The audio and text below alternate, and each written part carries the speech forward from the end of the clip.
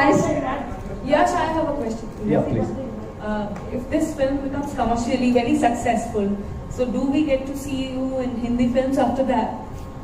This is a Hindi film. See, that's what I was trying to tell, in previous interviews as well. It is not like a Bollywood film or a Sandalwood film or coming from Chennai or anywhere.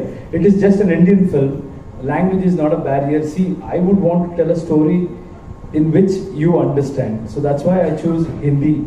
And this dubbing is not like a regular dubbing film where we just let it out and they dub it on their own. We have taken a lot of caution. We have worked on the lines. In fact, it has taken more work than the original thing. So this is something I feel I'm in Hindi industry already. So if I make a film which I feel has a universal appeal and even Hindi audience will love to watch it, definitely I'll do it. Otherwise, it's not like I want to enter Bollywood or something because I'm happy with whatever people have given me.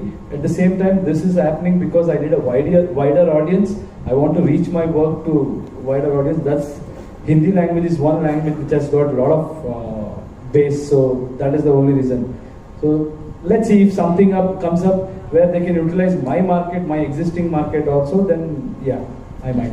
Okay, I'm going to end this with one question to Ritesh. Last question. Ritesh, we have spoken about languages and cultures. There was a time when the same story, like if I cite an example, Mani Ratnam sir would make a film in Tamil and then it would be completely adapted with a different cast and made in Hindi.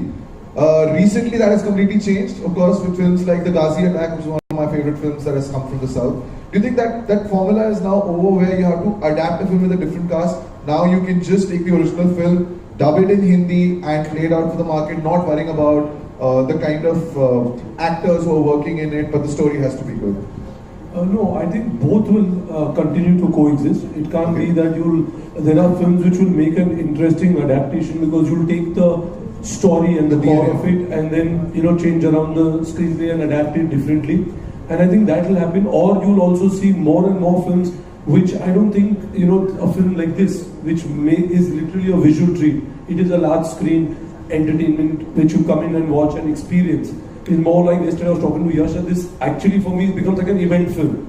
Now for these kind of films, I think it lends itself very naturally and it seems possible to be dubbed.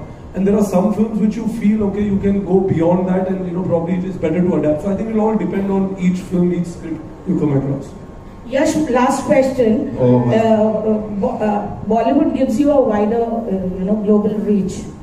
So undeniably, if you bestowed upon a chance to work in Hindi films, which director would you choose to work with, to begin with? These are slam book questions. What do you mean slam? There are many. I love Rajkumar Hirani sir's work, Farhan sir's work, Anurag Kashyap's work. There are plenty of them. It all depends on the script, ma'am. Okay, ladies and gentlemen, thank you so much for all the questions. And now I would request Ritesh, Vijay sir, Srinidhi, Yash and Farhan if they could step in front of this. If